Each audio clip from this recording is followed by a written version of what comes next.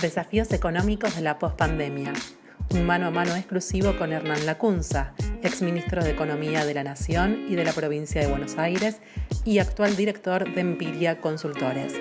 Una entrevista realizada por Virginia Porchela, periodista económica.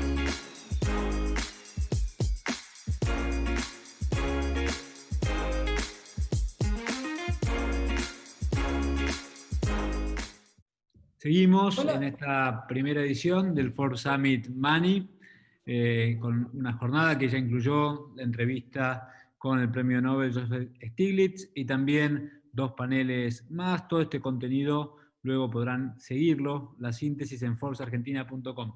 Tenemos ahora una entrevista con el ex ministro de Economía, Hernán Lacunza. Muchas gracias por participar en este Ford Summit de Forbes Argentina. Hola, ¿cómo están? Buen día a todos. Virginia, amigos, bueno, un gusto estar acá con ustedes.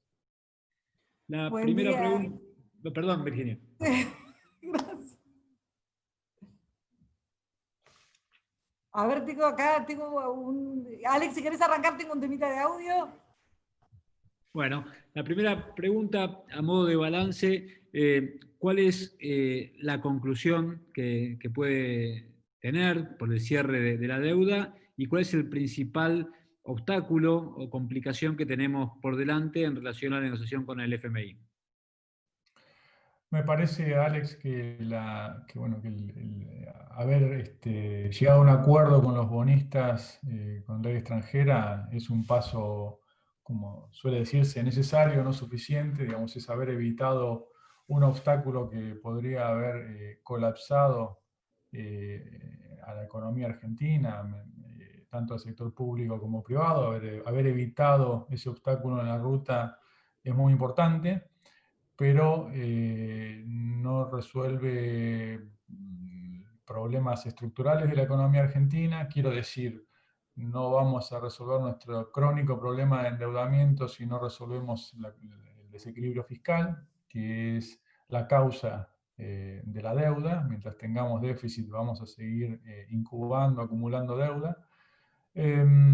Y además, con la suma de la pandemia, digamos, la tormenta que hay en el mundo y también la Argentina sigue allí presente. La economía de la semana que viene va a ser parecida a la de la semana anterior, con una incertidumbre menos, pero las consecuencias de la pandemia y de la terapia asociada a la pandemia, o sea, de la cuarentena, nos ha sacado del camino. Te diría, Alex, que no en la banquina, sino más bien estamos ahora andando por el pasto.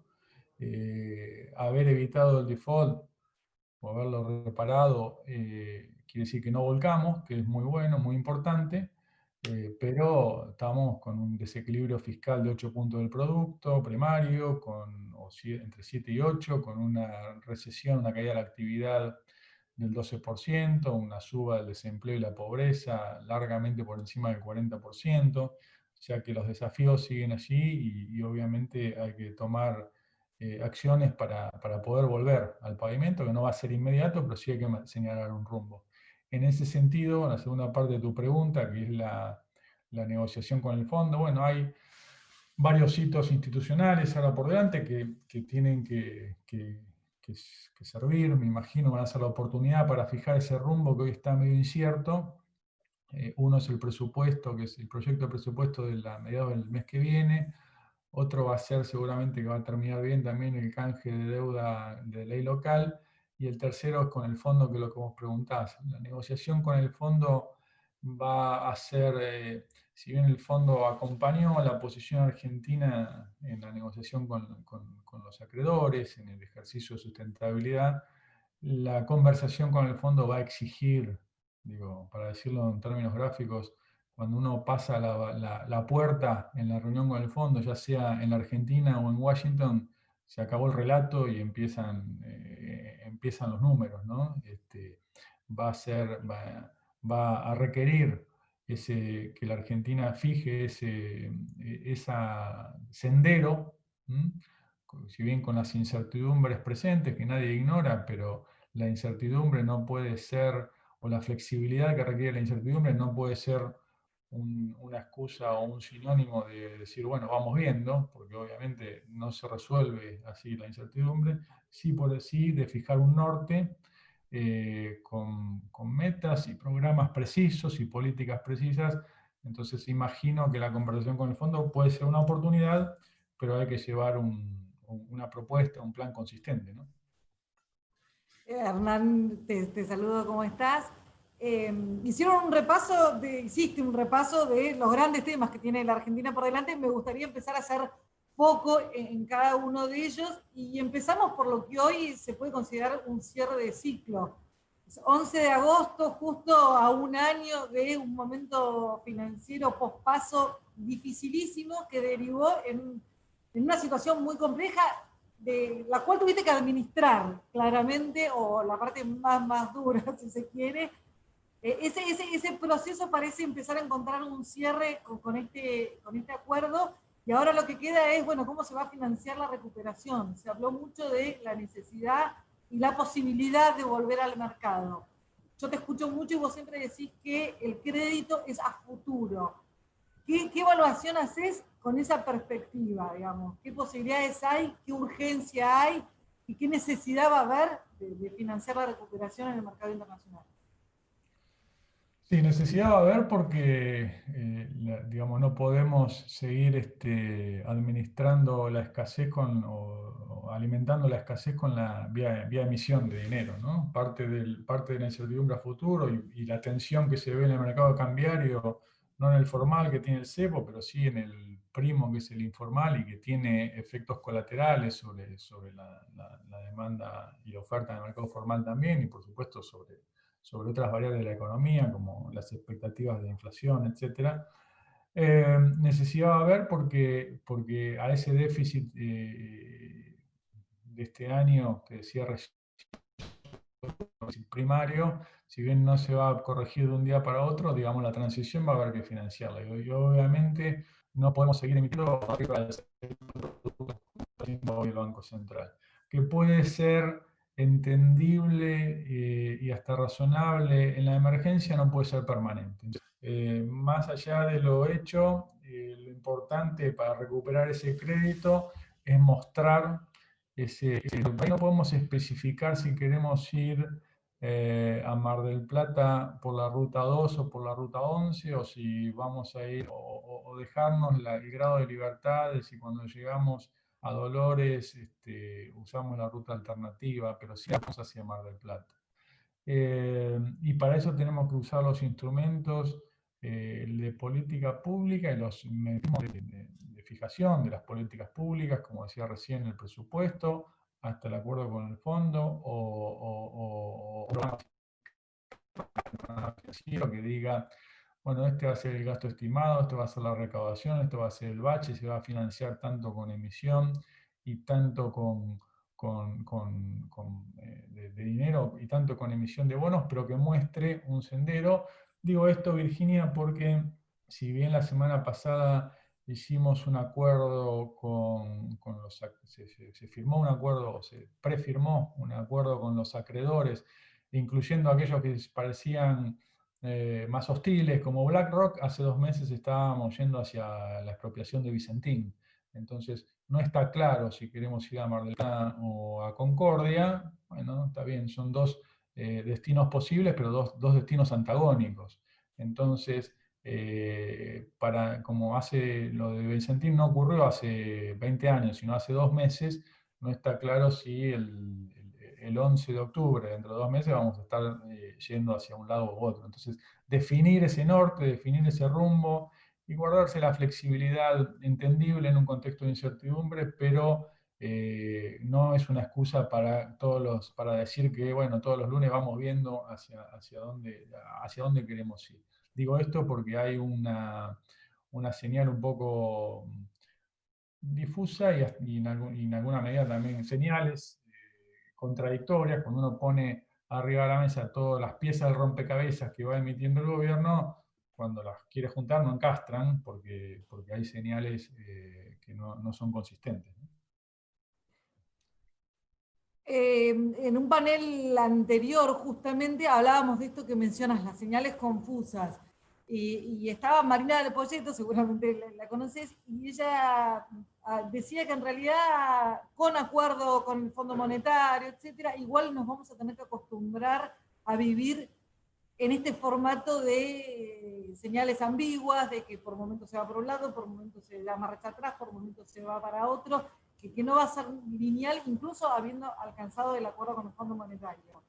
Primero preguntarte si vos ves que eso puede llegar a ser posible, y también preguntarte, vos que eventualmente los conocés bastante a los del Fondo Monetario, porque has tenido que lidiar con ellos, es recurrente cada vez que un gobierno argentino negocia con el fondo, y les ha pasado a ustedes también, decir que el fondo es nuevo, que el fondo ha cambiado, que el organismo es distinto, que tiene nuevas miradas. Lo están diciendo hoy en el gobierno, que es un fondo más permeable, que ha cambiado mucho sus miradas, que ahora le gusta el control de cambios, que ahora es laxo en términos fiscales, que probablemente sea más laxo también a la hora de las exigencias de la política monetaria. Yo te quiero preguntar qué crees que hay de realidad en todo esto. Sí, primero hay una parte de la incertidumbre que no podemos manejar, que es la pandemia y la crisis sanitaria, y esa es una incertidumbre externa. No deberíamos sumar la incertidumbre interna, que es lo que decíamos recién, que es que no tener claro hacia dónde vamos. Entonces, para ser concreto, se discute al mismo tiempo, se propone al mismo tiempo por diferentes agencias del gobierno, todas legítimas y todas, hasta, supongo, bien intencionadas, pero digamos, de transformar parte del gasto transitorio de la pandemia, por ejemplo, el ingreso familiar, en permanente por un ingreso universal. Bueno, puede estar bien, pero digamos, si no nos explican cómo se va a financiar, eso genera más incertidumbre hacia el futuro, que es gratis, porque eso no tiene nada que ver con la incertidumbre externa o de la crisis sanitaria, sino que es propia de un gobierno que no termina de definir su hoja de ruta, o lo mismo pasa con el congelamiento de las tarifas de los servicios públicos, que, bueno, es pan para hoy, como sabemos, y hambre para mañana, en el sentido de, bueno, va a dejar un arrastre de un déficit de 3 puntos del producto de déficit para el año que viene. Lo mismo el ingreso universal, también cuando se dice, bueno, después vemos cómo lo financiamos, también son 3 puntos del producto. Entonces, esas señales, Virginia, son incertidumbre gratis y endógena, digamos, o interna, no endógena, de contradicción de todo lo que digo. Cuando queremos encastrar las piezas, no encontramos que el rompecabezas da una figura amorfa y no un plan consistente. A veces cuando se dice no hay plan, no creo que no haya plan, que sería grave, no creo que sea el problema, sino que el problema es que hubiera más de un plan y no fuera consistente, o sea, las piezas no encajaran, que me parece que es parte del problema. Respecto al fondo, bueno, obviamente que ninguna institución, incluido el fondo, es invariable en el tiempo, y todos vamos, si no fuéramos aprendiendo de la experiencia, la verdad que sería bastante trágico. Pero de ahí a pensar que el fondo, digamos, va a ser además de ser un acreedor en este momento de la Argentina, va a convalidar la pretensión de lo que se llama flexibilidad confundida con vamos viendo, eso no va a pasar. Por razones o que no se pidan un sendero consistente de la trayectoria fiscal, monetaria, del régimen cambiario. Sí se pueden revisar los aspectos más dogmáticos por ahí que el fondo tenía en el pasado respecto a los controles de capitales que también lo tuvimos en el gobierno anterior respecto a la necesidad o no de flotación sucia, o sea, de admitir intervenciones en el mercado de cambios. Eso puede ser todo revisable, y no creo que el fondo tenga una posición dogmática allí. Ahora, el otro extremo es pensar que vamos a conseguir una extensión de los plazos de vencimiento de la deuda con el fondo, que están concentrados en 2022 y 2023, sin ningún compromiso de conducta, o de trayectoria fiscal o monetaria consistente que muestre que, hasta por los propios intereses del fondo, ¿no? que también van a estar representados en esa mesa, que son bueno, recuperar la creencia que tiene para con la Argentina, bueno, la probabilidad de pago, no solo con el fondo, sino también con el resto de los acreedores de la Argentina, dependen críticamente de la consistencia del programa fiscal. Digamos, el problema de la deuda no lo vamos a resolver, digo, y ninguna deuda va a ser pagable si no vamos hacia un sendero de equilibrio fiscal. Y mientras busquemos consensos del tipo solemnes y bueno, nunca más una deuda, yo diría, estamos mirando las consecuencias, más bien diría, tratemos de que no haya más déficit y entonces no va a haber más deuda. Ahora, en los Y últimos... otra vez... Está bien. No, le iba a preguntar, justo en los últimos 60 años hubo 55 años de déficit, solo 5 años donde se logró el superávit, con lo cual es un problema que por momentos parece una política de Estado, digamos, independientemente de quién, el déficit.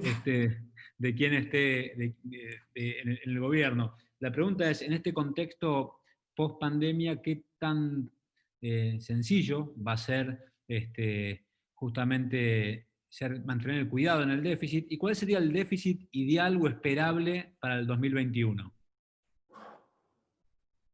Sí. Primero, como vos decís, el déficit es un mal endémico que trasciende incluso los distintos enfoques que hemos tenido en esos 60 años que vos mencionaste, gobiernos de todo tipo, afortunadamente desde hace 37, ¿no? Democráticos, pero hemos también de los otros en esos 60 años y la falta de conducta o de disciplina fiscal es común a todos esos gobiernos y por lo tanto la deuda es reflejo de ese comportamiento. Me parece que, digo,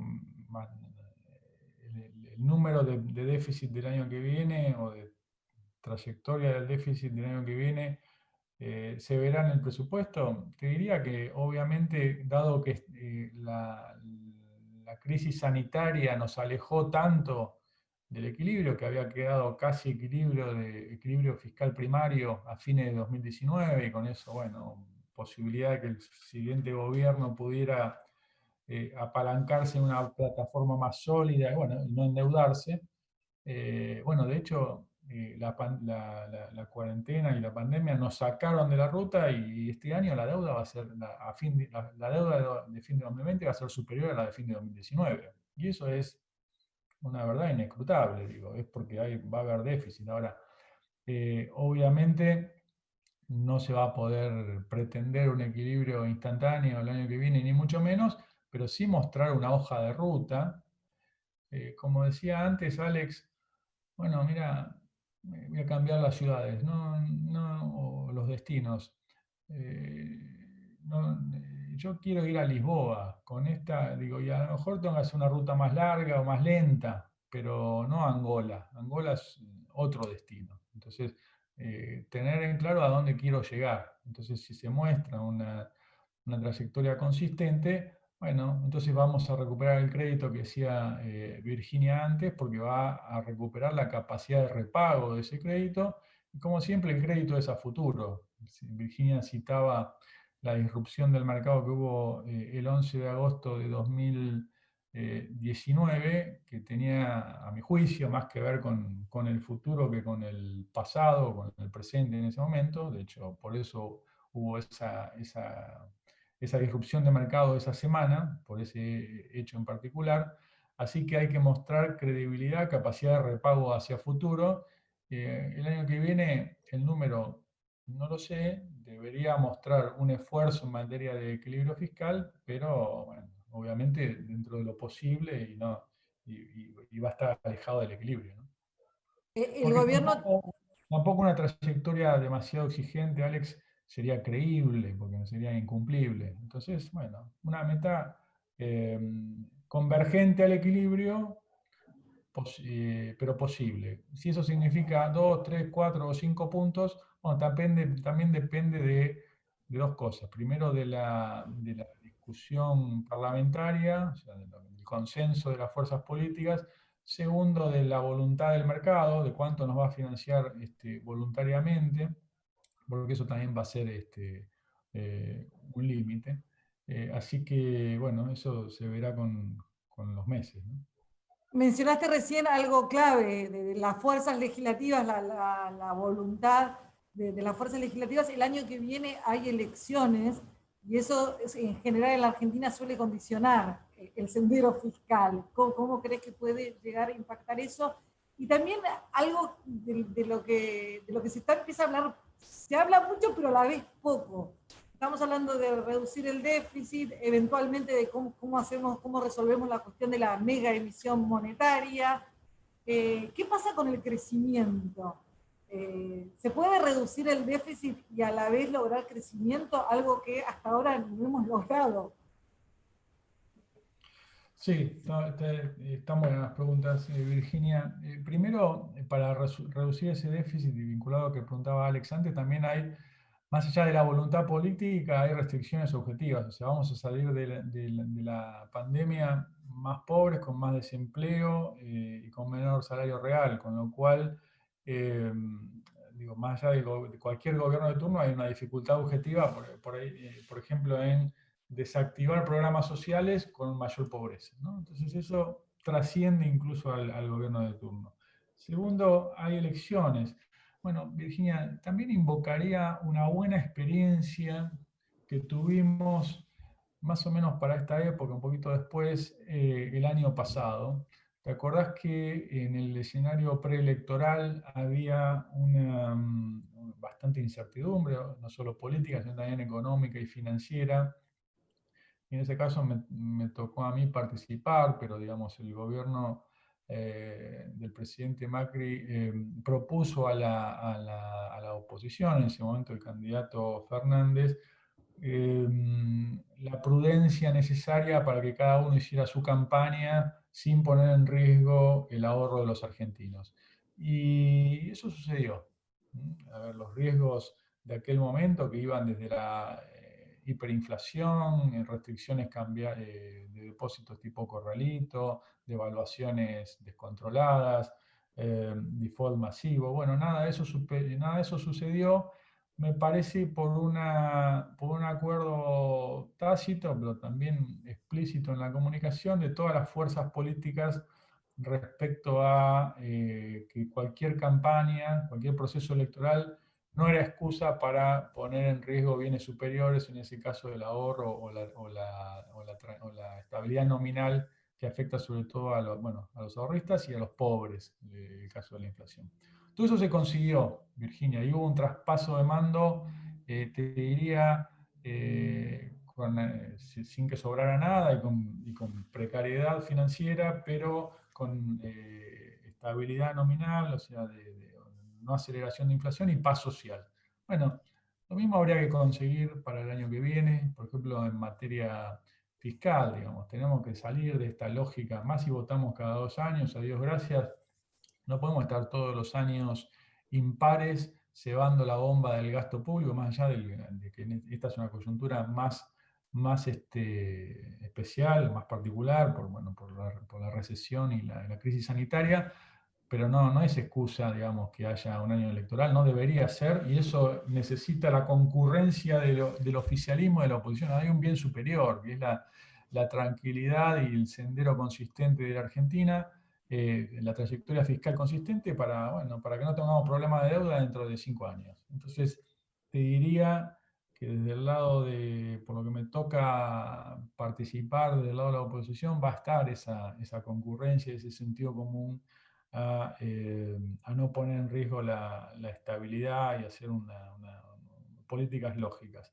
Respecto a, también lo alentaría que fuera una propuesta del gobierno. Respecto al crecimiento, me parece, Virginia, que va a haber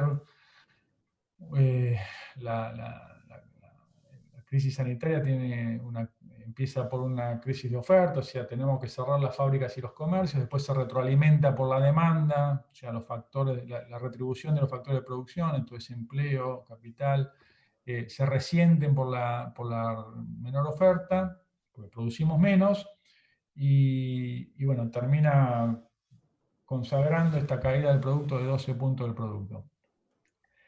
El rebote de la oferta va a ser rápido, se está viendo ya, el valle ha sido seguramente abril, va a ser, digo, a medida que los comercios y las fábricas abren, se va a recuperar esa, digo, la capacidad instalada está intacta, si bien hay ruptura de contratos laborales, por ejemplo, y unas cuantas empresas que desaparecen, que no va a ser gratis, pero debería rebotar rápido la oferta, no así la demanda, que va a encontrar un techo, o sea, no vamos a recuperar los niveles previos de actividad, que ya eran bajos del verano de 2020, demasiado rápido porque vamos a salir con menor poder adquisitivo, menor salario real, más pobreza y más desempleo, aún en un escenario no disruptivo, con lo cual va a chocar con la demanda.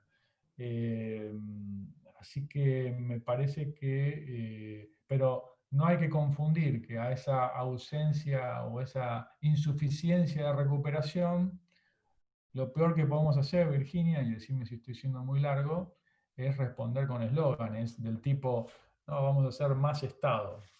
Porque no sé bien qué quiere decir eso, o sí intuyo qué quiere decir, pero mucho cuidado que eso puede ser contraproducente. Tenemos un Estado que ya es 43% del producto argentino.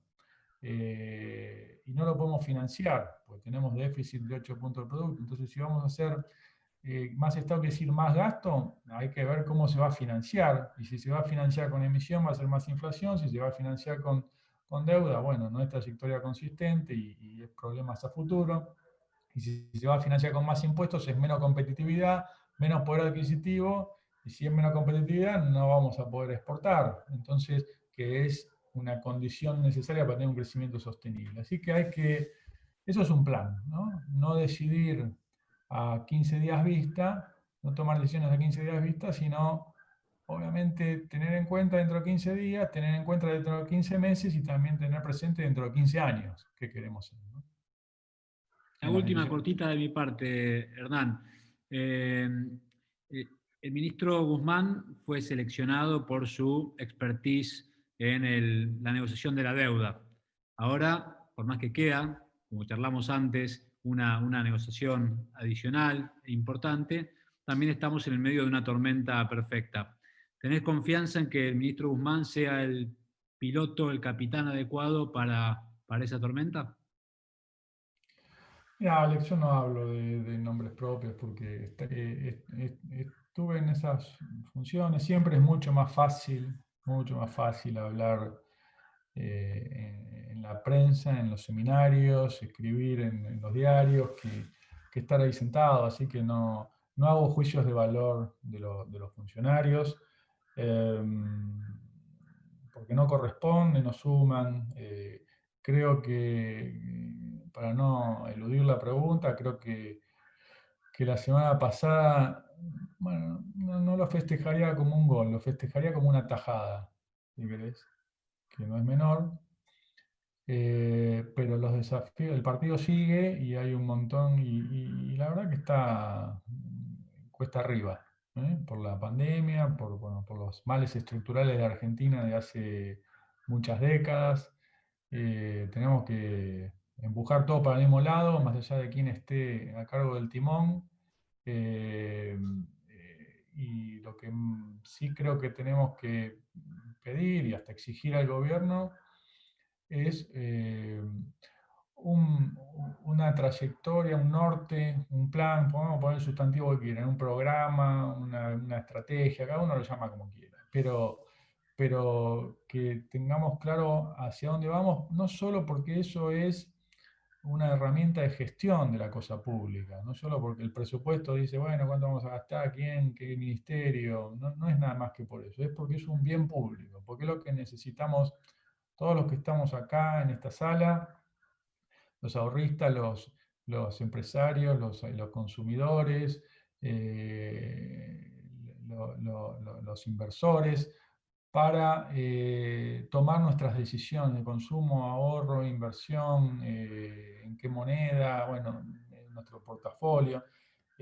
Así que eso es un bien público y bueno, lo tenemos que diseñar entre todos, no es nada más que responsabilidad del gobierno, pero el gobierno lo tiene que proponer. Y eso es lo que nos va a dar el horizonte para decir, bueno, mira, no conviene comprar Blue, porque el Blue a 130 es caro, pero para eso tiene que haber, además de un acuerdo con los acreedores, un programa que muestre que, mira, la Claro. liquidación a este ritmo no se puede sostener. No puede ser cero en septiembre, pero tiene que ir decreciendo, si no, el Blue a 130 no es caro. Entonces, para que eso, en lugar de prohibirlo, hay que estimularlo, el ahorro en pesos, ¿no? Y estimularlo es con políticas sensatas. Te preguntó Alex sobre Guzmán y terminaste hablando del Blue, del ahorro en pesos. Yo voy a recoger el guante de Alex y lo que te voy a preguntar es por vos. Te tocó un momento de la gestión, los últimos tramos, dificilísimos, que, para decirlo lisa y llanamente, hubiera quemado a cualquier futuro funcionario, ministro, cualquiera que tuviera algún tipo de aspiración en la función pública, ese momento lo hubiera realmente quemado.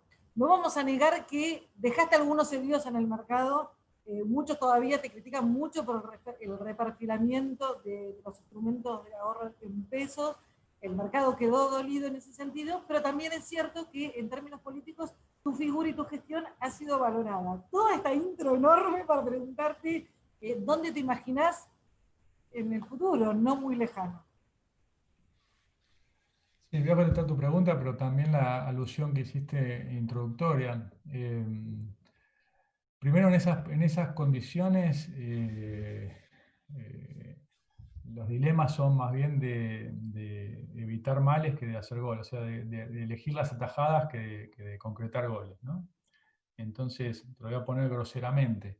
¿Dónde habría terminado la inflación y el tipo de cambio? ¿En diciembre o durante el verano? No, obviamente hay rezago en las decisiones, pero uno toma decisiones a fin de agosto pensando lo que va a pasar el 1 de septiembre, pero también en diciembre y en marzo. ¿Dónde habría terminado la inflación y el tipo de cambio si se hubieran emitido 400.000 millones de pesos, que eran los vencimientos del ECAPS que había en ese contexto de incertidumbre política y financiera entre septiembre y noviembre? 400.000 millones de pesos que habría que haber emitido con una demanda de dinero que estaba colapsando, se estaba deprimiendo a velocidad inusitada por la incertidumbre, por la falta de programa, por la falta de perspectiva. Y acá digo, bueno, sin responsabilidad, sin meter responsabilidad entre el gobierno saliente o el entrante, sino que esa es la realidad sobre la cual había que decidir. Entonces, a veces, por supuesto que el reperfilamiento no fue gratis. No fue gratis, ni el de dólares ni el de pesos. Fue el menor mal posible pensando en el bienestar general. Por eso también se excluyeron a las personas físicas, a las personas humanas, para hablar correctamente, y se hizo la menor intervención posible. Lo mismo con los controles cambiarios, que primero fueron más laxos, también tratando de interferir lo menos posible en la composición de cartera de los ahorristas, y después hubo que agudizarlo después de las elecciones, porque, bueno, si no podría haber habido un colapso de reservas y de tipo de cambio. Así que en ese contexto se toman esas decisiones y a veces como el contrafáctico, el mal evitado no ocurre, bueno, solamente en el resumen de los goles al año, ¿viste? Cuando pasan la fecha, pasan Las los goles atajadas no cuentan. y no pasan las atajadas. Dicho eso, Virginia, y gracias por tu concepto. Bueno, no sé dónde estará el futuro, nadie sabe, y la verdad que hacer una especulación personal es extemporánea en este momento. Sí tengo vocación por lo público, y como vocación por lo público tengo participación en la política, y por eso estoy en Juntos por el Cambio. Después, respecto a lo que depara el futuro, no tengo la menor idea, no estoy pensando en eso. Ahora estoy trabajando en el sector privado y en la política, bueno, dentro de Juntos por el Cambio, asesorando en lo que menos desconozco, digamos, que son estas cosas. Hernán Lacunza, muchísimas gracias por esta entrevista con Forbes Argentina. De este modo vamos a cerrar la jornada de hoy y pasado mañana tenemos el segundo encuentro al que te invitamos para que lo puedas ver. Vamos a hablar con Eduardo Costantini, que nos va a orientar sobre oportunidades de inversión en estos tiempos, con Hans Hume, el CEO de Greylock, que nos va a contar la historia del otro lado del mostrador, y mucho contenido más. Así que, Hernán Lacunza, muchas gracias. Virginia, muchas gracias también. Y gracias a todos los que hoy nos acompañaron en este Forbes Summit de MAN. Nos vemos entonces el próximo jueves.